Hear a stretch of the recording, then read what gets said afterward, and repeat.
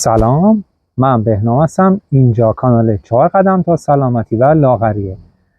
توی این کانال من تجربیاتمو تو این زمینه با شما به اشتراک میذارم. اگه به مطالب سلامتی و لاغری علاقه‌مندین توی این کانال با من همراه باشین. متشکرم. 4 قدم یعنی چی؟ این 4 قدمو چطوری برداریم؟ ببینید توی فایل‌های مختلف، فیلم‌های مختلف، کانال‌های مختلف، شبکه‌های مختلف راجع به سلامتی خیلی با ما حرف زدن. چیا بخوریم، چیا نخوریم، چی کار کنیم، چیا نکنیم. اما مسیری که من خودم رفتم و از اون نتیجه گرفتم و خیلی خیلی راحت و ساده بود، این 4 قدم بود که برای شما 4 قدم رو توضیح میدم. قدم اول شناخت مواد نامناسبیه که بدن ما رو خراب کرده و ما رو بیمار کرده. یعنی قدم اول اینه که من اول بفهمم که من اگر اضافه وزن دارم و یا بیماری دارم، هر کدوم از اعضای بدن من که الان خوب کار نمیکنه علتش چیه؟ چی کار کردم که اونو خراب کردم؟ چی خوردم که کبدم خراب شده؟ چی خوردم؟ چطوری خوردم که معدم خراب شده؟ اول از همه بیام مشکل پیدا کنم. پیدا کردن خود مشکل 50% حل اونو به دنبال داره. یعنی چی؟ یعنی من اگه بفهمم که اشکالم از کجا بوده، چه کارهای غلطی انجام دادم، همین خودش بسیار بسیار قدم مهمی برای من محسوب میشه که برسم به مسیر بهتر و بهتر. میریم سراغ قدم دوم. قدم دوم داشتن راه حل هایی برای حذف اون مواد مضره.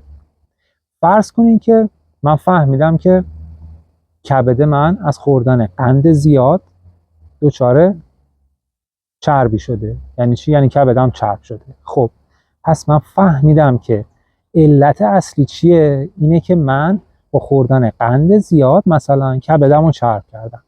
حالا میخوام در کنارش هی اینو بخورم اونو بخورم که اون مشکل رو حل کنم. حل نمیشه. باید اول چی کار کنم؟ اول اون مشکل رو حل کنم. یعنی باید قند رو حذف کنم. خب حالا این راه حل داره. اینجوری نیست که بگی خب برو قند رو حذف کن. نه، راه حل داره. سیستم بدن رو باید بشناسی. باید مرحله به مرحله پیش بری که بدن اون استیبل بودن خودش یه دفعه از دست نده. من تا دیروز 100 گرم قند در روز مصرف می‌کردم، حالا یه دفعه بشه 0 قدم؟ نه، به نظرم کار طبیعی و منطقی نیست. کار سختیه، هم از نظر ذهنی هم از نظر بدنی. هر دوتاش کار سختیه. اول از همه باید بیام بدنمو بشناسم و مرحله به مرحله با راهکارهایی که پیدا میکنم اون عامل خراب کردن رو حذفش کنم. میریم سراغ قدم سوم. توی قدم سوم حالا ببینم بدنم برای اینکه خودش رو برگردونه به روزای خوبش، برای اینکه خودش رو ریکاوری کنه، به چه چیزایی نیاز داره. مثلا باز راجع به کبد صحبت میکنیم. حالا برای اینکه کبد زودتر خودش رو سر حال بیاره، زودتر خودش رو ریکاوری کنه، من چه کار باید بکنم؟ حالا جواب میده. حالا 40 روز فلان چیز خوردن رو جواب میده. اول تو قدم اول من شناختم، تو قدم دوم راههای مقابله با اون رو پیدا کردم، راههای حذفش رو پیدا کردم، تو قدم سومم دارم حال میدم به کبدم. حالا پس کبدم زودتر بهتر خوب میشه. اوکی، قدم سومم برداشتیم، کبدمون خوب شد. میریم سراغ قدم چهارم. خب حالا من کبدم سالمه، اوکی، رسیدم به 20 سال پیش، 15 سال پیشم که دیگه کبدم خوب و تر و تمیز شده. حالا چطوری غذا بخورم؟ حالا سبک زندگیم چطور باشه که دوباره بر نگرده، بعد از 6 ماه دوباره وزنم بر نگرده، بعد 2 سال دوباره 10 کیلو اضافه نکنم؟ اینجا میشه لایف استایل مربوط به هر نفر که هر کسی خودش باید نسبت به شرایط زندگیش، تحرکش، میزان انرژیش، میزان فرم بدنش، میزان تکاملش بتونه برنامه ریزی کنه و به یه لایف استایل درستی برای زندگی خودش برسه که ممکنه با خیلی ها متفاوت باشه. تو این لایف استایل باید همه چی بتونی بخوری. گوشت خوار باشی، سبزی خوار باشی، خام خوار باشی، گیاه خوار باشی، مرغ خوار باشی، همه چی خوار باید باشی.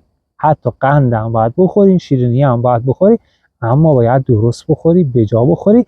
نسبت به لایف استایلت وعده های روزانتو یاد بگیری و بهش پایبند باشی. اینطوری شما دیگه در مسیر سلامتی ادامه پیدا میکنید. پس یه بار دیگه این 4 تا قدمو، چون خیلی خیلی مهمه و من تمام آموزشام توی این کانال راجبه این 4 تا قدمه. قدم اول شناخت و حذف مواد مضر برای بدن. دوم راه‌های حذفش. سوم رسوندن مواد سالم به بدن. و چهارم لایف استایل درست. همه مطالبی که تو این کانال از من میشنوین راجبه این 4 تا مرحله است. چی بخوریم، چی نخوریم، چه راه حلایی وجود داره و سبک زندگیمون باید چی باشه. اما باید اینا در کنار هم باشه تا نتیجه بده. اگه فقط چی بخوریم ما رو گوش بدین فایده نداره، اگه چی نخوریم ما رو گوش بدین فایده نداره، اگه راه حل رو گوش بدین فایده نداره، لایف استایل هم که دیگه به دست نمیاد. پس هر 4 تا قدم با من همراه باشین و تمام فایلای منو گوش بدین. سعی میکنم به ساده ترین شیوه. من دکتر نیستم، دوستم ندارم دکتر باشم، رو پشت سفیدم ندارم، دوستم ندارم داشته باشم، ولی دوست دارم که مطالب زندگی، مطالب تغذیه، مطالب سلامتی رو به ساده ترین شکل ممکن بگم.